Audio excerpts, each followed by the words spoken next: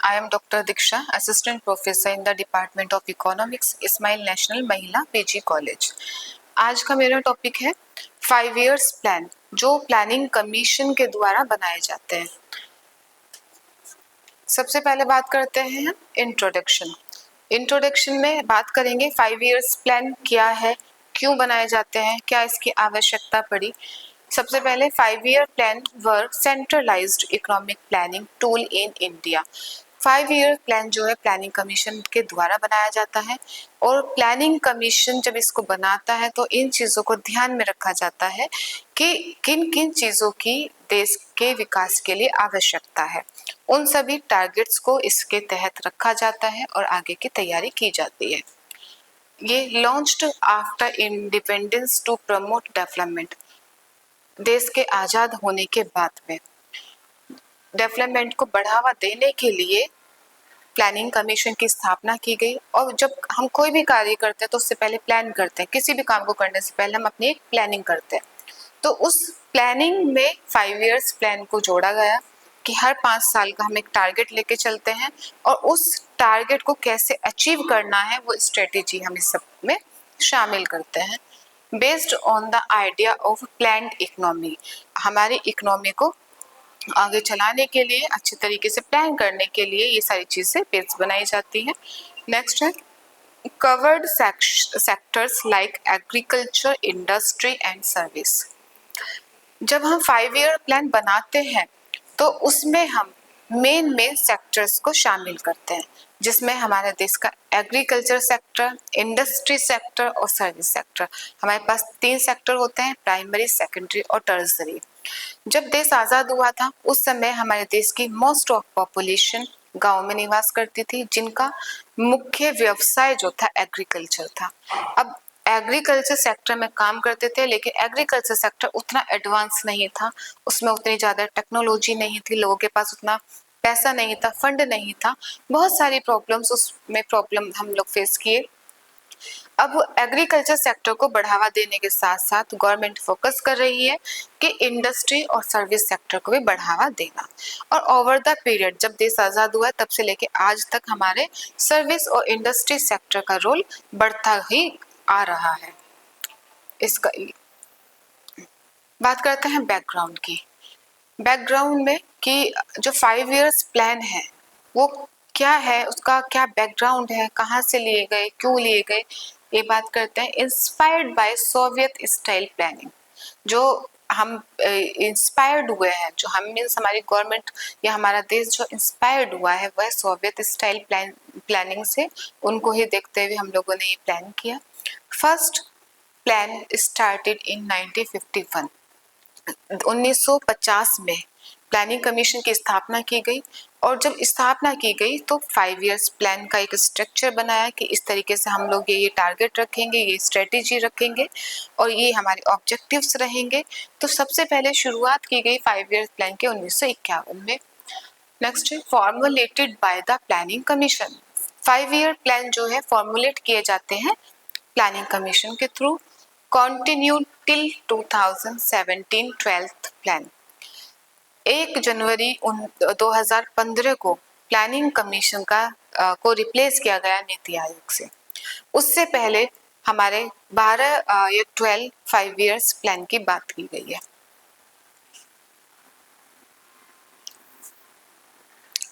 Objective क्या है? 5 year plan जब बनाए जाते हैं तो किन चीज़ों को ध्यान में रखा जाता है और उसके ऑब्जेक्टिव्स क्या हैं? फर्स्ट है इकोनॉमिक ग्रोथ। हमारा मेन मोटिव ही यही है कि देश की इकोनॉमिक ग्रोथ को बढ़ावा देना। और 5 year प्लान जब बनाते हैं तो उसी तरीके से प्लान बनाते हैं, स्ट्रेटेजी बनाते हैं कि हमारे देश की वृद्धि को बढ़ावा मिले, देश के इकोनॉमिक ग्रोथ को बढ़ावा मिले। नेक्स्ट आता है पॉवर्टी रिडक्शन। पॉवर्टी रिडक्शन एक बहुत मेजर प्रॉब्लम है देश में, क्योंकि लोगों के पास में रोजगार नहीं है। रोजगार नहीं है तो क्या है, गरीबी का लेवल बढ़ता जा रहा है। सबसे पहले लोगों को रोजगार देना, और जब रोजगार देंगे तो पॉवर्टी धीरे धीरे अपने लेवल से नीचे आएगी। तो नेक्स्ट ऑब्जेक्टिव है, जब हम इकोनॉमिक ग्रोथ की बात कर रहे हैं तो economic growth without poverty reduction possible है ही नहीं। अगर देश की अधिकांश जनसंख्या गरीब है तो वहां इकोनॉमिक ग्रोथ कैसे हो जाएगी? तो इकोनॉमिक ग्रोथ करने के लिए सबसे पहले देश की गरीबी को खत्म करना होता है, खत्म नहीं तो कम तो हो कम से कम। फिर आता है एम्प्लॉयमेंट जनरेशन। अब बात आती है कि इकोनॉमिक ग्रोथ के लिए पॉवर्टी कम करना जरूरी है। अब पॉवर्टी कम कैसे होगी? जब लोगों को रोजगार मिलेगा, जब लोगों को आय मिलेगी, इनकम आएगी उनके पास में। तो एम्प्लॉयमेंट जनरेशन, लोगों को रोजगार देना। सबसे पहले लोगों को रोजगार दो, जब रोजगार दिया जाएगा गरीबी खुद कम होगी, और जब गरीबी कम होगी तो इकोनॉमिक ग्रोथ भी बढ़ेगी।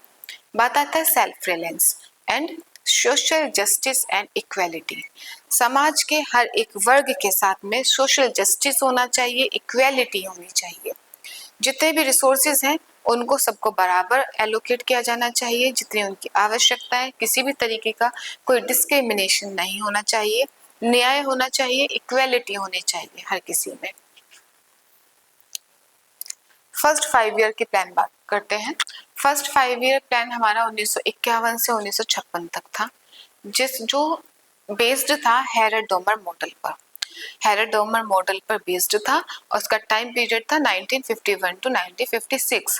The plan focused on agriculture, price stability, power and transport. It was a successful plan primarily because of goods.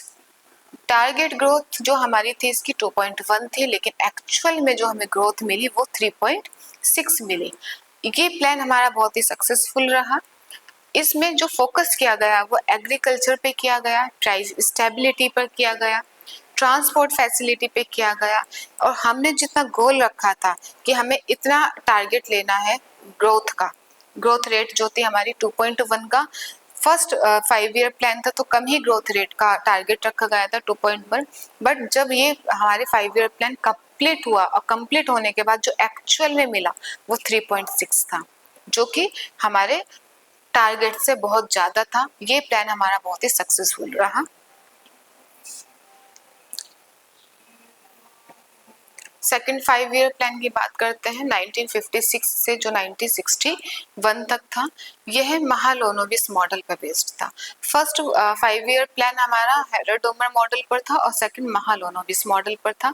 इसमें फोकस किया गया rapid industrialisation, heavy and basic industries and economic stability.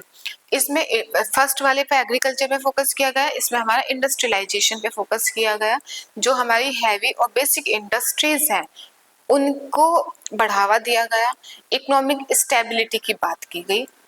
The plan focused on advocated huge imports through foreign loans. The industrial policy 1956 was based on establishment of a socialist pattern of society as the goal of economic policy. जो हमारी 1956 की industry policy थी उस पर focus किया गया, उसको base बनाया गया। और ये जो हमारा 5 ईयर प्लान था इसका जो हमारा टारगेट ग्रोथ थी 4.5 थी, लेकिन हमें जो मिला, जो एक्चुअल में गेन हुई वो 4.3 थी। यह 5 ईयर प्लान हमारा बहुत ज्यादा सक्सेसफुल नहीं रहा, एवरेज रहा।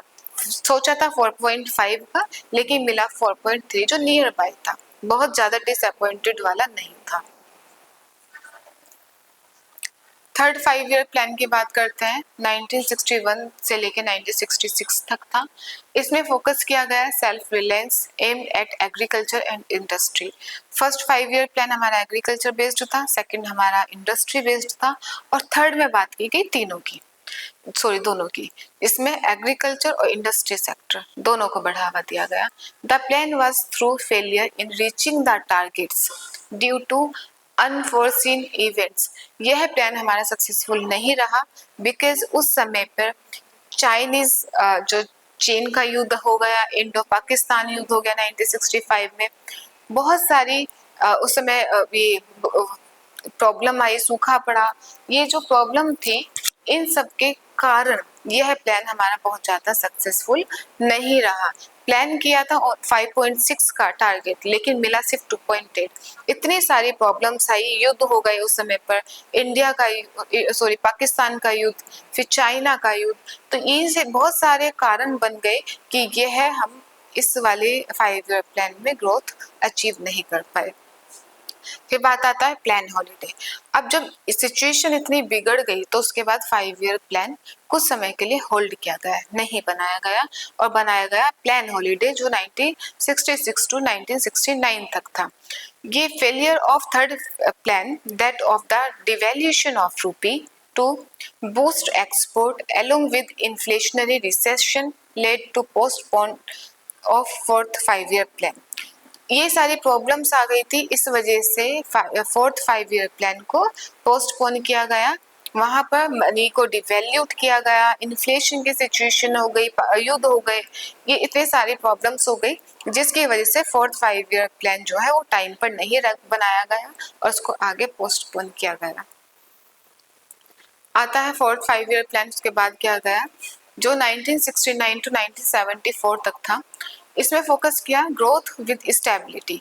ग्रोथ भी करनी है विद स्टेबिलिटी, ऐसी ग्रोथ जो कंटिन्यू रहे, ये नहीं कि आज हमने अच्छी ग्रोथ ले ली और कुछ समय बाद वो कम हो गई। स्टेबल वाली चाहिए जो कंटिन्यू सेम रहे। And progressive achievement of self reliance. Main emphasis was a growth rate of agriculture to enable other sectors to move forward. First 2 years of the plan saw record production. The last 3 years did not measure up due to poor monsoon. शुरू में जो 2 साल थे उसमें हमारा production बहुत अच्छा रहा, लेकिन लास्ट के जो 3 साल रहे इस 5 ईयर प्लान में, उसमें प्रोडक्शन हम बहुत ज्यादा अच्छा नहीं कर पाए because of poor monsoon. Monsoon अच्छा नहीं था जिसकी वजह से ये लास्ट के 3 इयर्स जो थे वो उतना अच्छा अचीव नहीं कर पाए, और इसका जो टारगेट ग्रोथ था हमारा 5.7 था और एक्चुअल मिला हमें 3.3। तो ये प्लान भी हमारा बहुत ज्यादा सक्सेसफुल नहीं रहा, जितना अचीव सोचा था, जितना टारगेट किया था उतना भी अचीव नहीं कर पाए। नेक्स्ट आता है fifth 5 year plan. Fifth 5 year plan 1974 to 1979 था। ऑब्जेक्टिव था इसमें रिमूवल ऑफ पॉवर्टी, गरीबी हटाओ and attainment of self reliance. इसमें मेन फोकस किया गया रिमूवल ऑफ पॉवर्टी पर, गरीबी हटाओ मेन मोटिव रखा गया। जब फर्स्ट प्लान की बात कर रहे थे तो एग्रीकल्चर सेक्टर की बात की, सेकंड की बात की तो इंडस्ट्री सेक्टर की, थर्ड में बात की गई इंडस्ट्री प्लस एग्रीकल्चर दोनों को बढ़ावा दिया गया। अब बात आती है कि जब हम इनको बढ़ावा देने की बात कर रहे हैं, एग्रीकल्चर सेक्टर के विकास की बात कर रहे हैं, इंडस्ट्री के विकास की बात कर रहे हैं, तो सबसे पहले तो जरूरी है कि जो देश में गरीबी है उसको खत्म करो। तो फिफ्थ 5 ईयर प्लान जो था उसमें सबसे पहले मेन मोटिव जो रखा गया रिमूवल ऑफ पॉवर्टी, गरीबी को कम करना, promotion of high rate of growth, better distribution of income and significant growth in the domestic rate of saving were seen as key instrument। high rate of growth को लेना, जो हमारी growth rate है उसको promote करना, उसको बढ़ाना, जो बेटर डिस्ट्रीब्यूशन ऑफ इनकम, जो हमारे पास इनकम है या रिसोर्सेज है उसको इक्वली डिस्ट्रीब्यूट करना, जिसको जितनी आवश्यकता उसके बिहाफ पे डिस्ट्रीब्यूट करना, और टारगेट था 4.4 जो कि एक्चुअल में हुआ 4.8। यह प्लान हमारा सक्सेसफुल रहा क्योंकि जितना हमने टारगेट लिया था ग्रोथ रेट का उससे कहीं ज्यादा हमको अचीव हुआ।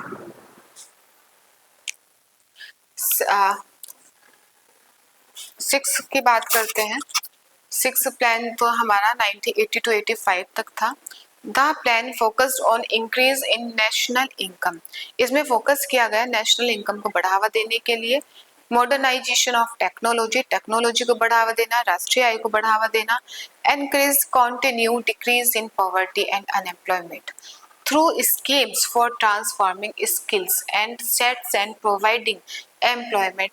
बेसिकली इसमें बोला गया राष्ट्रीय आय को बढ़ावा देना है, टेक्नोलॉजी को बढ़ावा देना है, साथ ही साथ गरीबी को कम करना है, बेरोजगारी को कम करना है, और गरीबी और बेरोजगारी को कम करने के लिए डिफरेंट स्कीम्स यहाँ पर चलाई गई और उन प्रोग्राम्स भी चलाए गए जिसमें हमारा टारगेट रखा गया 5.2 ग्रोथ रेट का और हमें मिला एक्चुअल में 5.7। यह प्लान सक्सेसफुल रहा बिकॉज जितना टारगेट किया था उससे ज्यादा हमारी ग्रोथ रेट रही। 7 5 ईयर प्लान 1985 टू 90 रहा, जिसका मेन एम था फूड ग्रेन प्रोडक्शन, जो हमारा फूड ग्रेन प्रोडक्शन है, सप्लाई है, उसको बढ़ाना, increasing employment opportunity and raising productivity with focus on food, work and productivity. Production को बढ़ावा देना, बेसिकली प्रोडक्शन को बढ़ावा देना इसमें हमारा मेन फोकस किया गया।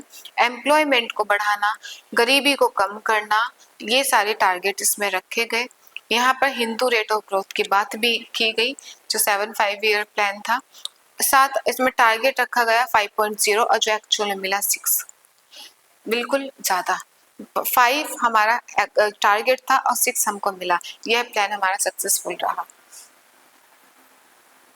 अब आता है 8 5 year plan. 8 5 year plan 1992 to 97 तक था।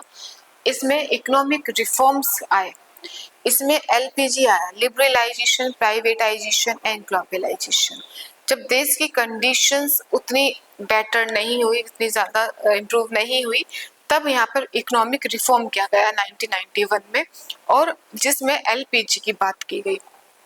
सम of the main economic outcomes during 8 plan period were rapid economic growth, highest annual growth rate so far 6.8, high growth of agriculture allied sector, manufacturing sector, growth in exports and imports, improvement in basically देश के विकास के लिए, गरीबी को कम करने के लिए, रोजगार को बढ़ाने के लिए, ग्रोथ को बढ़ाने के लिए, प्रोडक्शन को बढ़ाने के लिए, इन सारी चीजों को, एक्सपोर्ट को बढ़ाने के लिए, इन सारी चीजों को ध्यान में रखते हुए एलपीजी 1991 में इकोनॉमिक रिफॉर्म में आया। और उस समय हमारा टारगेट रखा गया था, टारगेट ग्रोथ जो थी हमारी 5.6 थी और एक्चुअल में मिला 6.8, जो बहुत बढ़ के मिला। बहुत अच्छा रहा ये वाला प्लान, बहुत सक्सेसफुल रहा, क्योंकि इसमें एक्सपोर्ट की भी बात की गई है। इसमें देश के विकास के बढ़ावे के साथ साथ में डिफरेंट चीजों को भी शामिल किया गया है। ट्रेड को बढ़ावा दिया गया है, करंट जो अकाउंट है उसको, डेफिसिट को कम करने की बात की गई है। तो यहाँ पर एलपीजी आया, liberalisation, privatisation and globalisation. 9 plan जो था 1997 से लेकर 2002 तक था। इसमें मेन फोकस किया गया ग्रोथ विद जस्टिस। जो ग्रोथ की जा रही है वो न्याय के साथ होनी चाहिए, जस्टिस के साथ होनी चाहिए।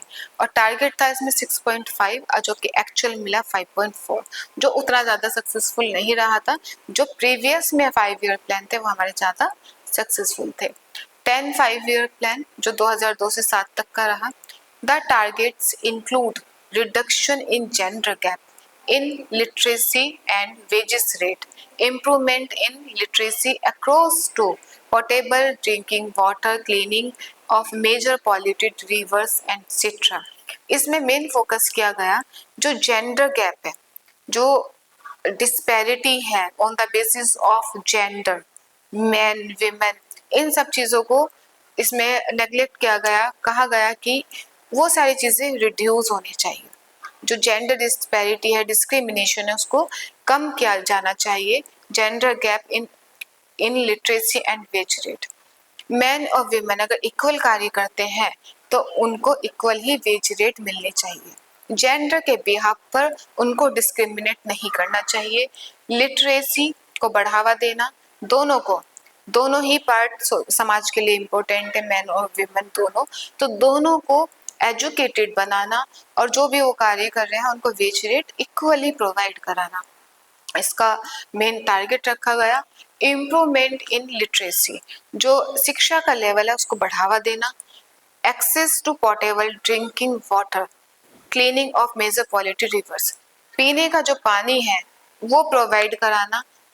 जो पॉल्यूटेड रिवर्स हैं, जो जिनमें गंदा पानी है, उन सब चीजों पर फोकस करके उनको कम करना और लोगों को अच्छा जल, स्वच्छ जल प्रोवाइड करना, इसमें फोकस किया गया। जो हमारा टारगेट ग्रोथ था वो 8.8 था और एक्चुअल ग्रोथ हमें मिली 7.6। जो नियर बाय था 8 और 7.6 बहुत ज्यादा डिफरेंस नहीं है, तो टारगेट ग्रोथ के लगभग पास में ही हमें एक्चुअल ग्रोथ रेट मिली। अब आता है 11 5 ईयर प्लान। 11 5 ईयर प्लान हमारा 2007 से लेके 2012 तक का था। 2007 से 12 तक का इसमें फोकस किया गया इंक्लूसिव ग्रोथ पर। और India had emerged as one of the fastest growing economy by the end of the 10th plan. The saving and investment rates had increased. Industrial sector had responded well to face competition in the global economy, and foreign investors were keen to invest in India, but growth was not perceived as sufficient inclusive for many groups, especially SC, ST, and minorities, as borne out by data on several dimensions like poverty, malnutrition, mortality, current daily employment etcetera. इसमें जो target किया गया था, जो target growth थी वो 9% रखी गई थी, लेकिन जो एक्चुअल में हमें मिला वो 8 मिला। इस वाले 5 इयर्स प्लान में इतनी सारी चीज़ों पर फोकस किया गया। इन्वेस्टमेंट बढ़ाना है, और जो डिफरेंट डिफरेंट सेक्टर्स है, SC, ST, माइनॉरिटीज जो है, ये इस यहाँ जब हम बात कर रहे हैं इंक्लूसिव ग्रोथ की, तो इंक्लूसिव ग्रोथ में इन लोगों को सफिशिएंटली चीजें नहीं मिली, जिसकी वजह से ये उतना परसीव नहीं कर पाए और यहाँ पर प्रॉब्लम्स रही। जो हमारा ग्रोथ रेट जितना टारगेट किया था उतना नहीं मिला।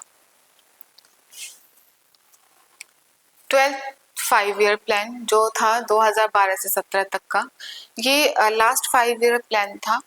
इसका टाइम 17 तक था, लेकिन जब 2014 में गवर्नमेंट चेंज हुई तो उन्होंने प्लानिंग कमीशन को बदल के नीति आयोग बना दिया, और नीति आयोग एक अलग तरीके से काम कर रहा था, तो जिसमें 5 इयर्स प्लान को नहीं कंटिन्यू किया गया। इसमें फोकस किया गया faster, sustainable and more inclusive growth. इसमें मेन फोकस किया गया faster, sustainable and more inclusive. यहाँ पे सस्टेनेबल डेवलपमेंट की भी बात कर रहे हैं, साथ में इंक्लूसिव ग्रोथ की भी बात कर रहे हैं। Inclusiveness is to be achieved through poverty reduction. जब इंक्लूसिव ग्रोथ की बात करें तो इंक्लूसिव ग्रोथ मिलेगी कैसे? थ्रू द पॉवर्टी रिडक्शन, जब गरीबी कम होगी। Promoting group equally and regional balance, जो हमारे रीजनल्स हैं, जो हमारे डिफरेंट डिफरेंट स्टेट्स हैं, उन सबको प्रमोट करना इक्वली लेवल पर, तब हमें यहाँ पर इंक्लूसिव ग्रोथ मिल पाएगी। रिडक्शन इन इक्वालिटीज, जो असमानता है जेंडर बेसिस पर, इनकम बेसिस पर, समाज के बेसिस पर, कास्ट के बेसिस पर जो इनइक्वालिटीज है उनको रिड्यूस करना। Empowering people and etc where sustainability includes ensuring environmental sustainability। यहाँ मेन फोकस किया गया है कि जो हमारा विकास है वो सस्टेनेबल डेवलपमेंट होना चाहिए। ऐसा विकास होना चाहिए जो रिसोर्सेज हम आज यूज कर रहे हैं, आने वाली हमारी जो फ्यूचर जनरेशन है उसको भी उसका बेनिफिट मिले। तो यहाँ पर इक्वालिटी की बात की गई है, इनइक्वालिटीज कम की जानी चाहिए, सस्टेनेबल डेवलपमेंट होना चाहिए, जो हमारे नेचुरल रिसोर्सेज हैं उनको हार्म नहीं पहुंचाना चाहिए, और इंक्लूसिव ग्रोथ जब भी मिलेगी जब हमारा पॉवर्टी लेवल कम होगा, अनएम्प्लॉयमेंट लेवल कम होगा, एजुकेशन बराबर मिलेगी, हर एक वर्ग को मिलेगी, समाज के हर एक वर्ग को पॉलिसी जो भी बनाई जाती है गवर्नमेंट के थ्रू उन सबका इक्वली बेनिफिट सबको मिल पाएगा। यहाँ पर इंफ्रास्ट्रक्चर की भी बात की गई है कि इंफ्रास्ट्रक्चर को बढ़ावा देना, और power, telecommunication, road transport etcetera, बहुत सारी चीज़ों पे इसमें फोकस किया गया है कि हमारा इंफ्रास्ट्रक्चर अच्छा होना चाहिए, टेलीकम्युनिकेशन अच्छा होना चाहिए, और रोड्स, ट्रांसपोर्ट, ये फैसिलिटी बढ़े, जिससे कि हम अपना इंक्लूसिव ग्रोथ को अचीव करने में सक्सेसफुल रहे। 2015 में हमारा इसको प्लानिंग कमीशन को नीति आयोग में रिप्लेस कर दिया। तो जो 5 ईयर प्लान लास्ट वाला था ये कंटिन्यू 17 तक नहीं रहा, और 14 to 15 में जाके इसको समाप्त कर दिया गया। नेक्स्ट इसके बारे में जो हम डिस्कस करेंगे वो नेक्स्ट लेक्चर में करेंगे। अभी के लिए थैंक यू।